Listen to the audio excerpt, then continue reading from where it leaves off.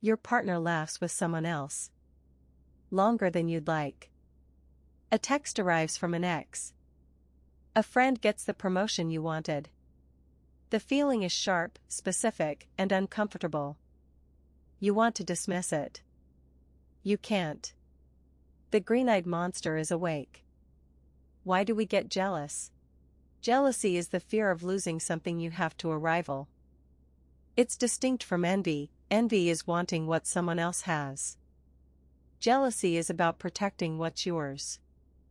The distinction matters because the brain systems involved are different. Envy is reward-related. Jealousy is threat-related. Jealousy activates the same circuits as physical pain. Jealousy exists across cultures. The pattern suggests an evolutionary origin. For our ancestors, the threat of losing a mate to a rival was catastrophic: loss of resources, loss of status, loss of genetic representation. The jealousy response was selected because those who felt it took action. They guarded. They fought. They survived.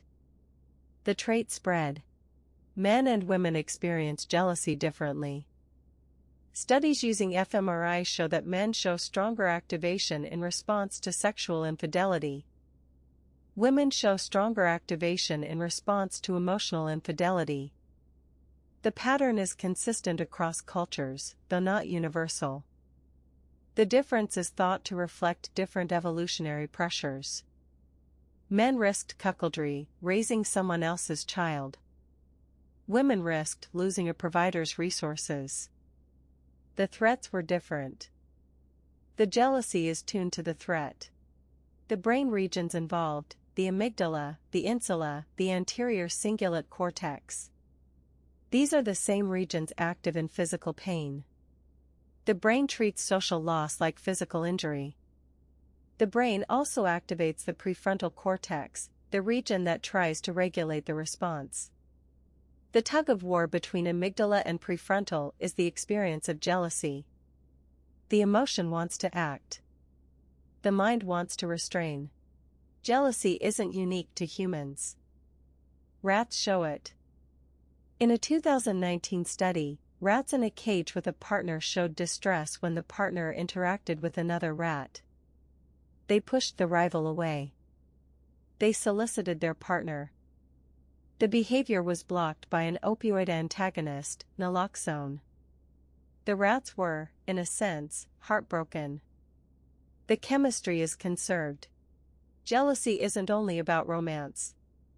Siblings feel it. Coworkers feel it. Friends feel it. Any relationship with status, exclusivity, or value can produce it. The same brain systems activate. The threat is the same: loss. The target is just different. Jealousy is the brain's possessive system. It activates whenever something feels both valuable and threatened. Social media amplifies jealousy. We compare ourselves to curated highlights. We see our partner's interactions with others. We see the success of peers. The visibility is new. The brain's response is ancient. The comparison is automatic. The threat is often imagined. The emotion is real. The body doesn't distinguish well between observed threat and actual threat. Jealousy can be managed, partly. The strategies that work: communicate the fear rather than act on it. Build self-worth outside the relationship. Recognize when the threat is imagined. Therapy helps. So does time. Jealousy that responds to evidence is more manageable. Jealousy that persists despite evidence may be a sign of insecurity that needs addressing. The work is internal. The relief is real. Jealousy is an ancient alarm. It fires when something we value feels threatened.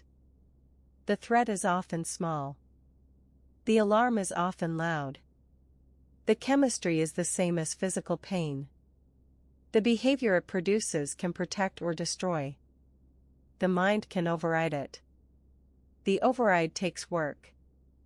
The next time jealousy arrives, notice the alarm. Then check, is there a real fire, or just smoke from something old?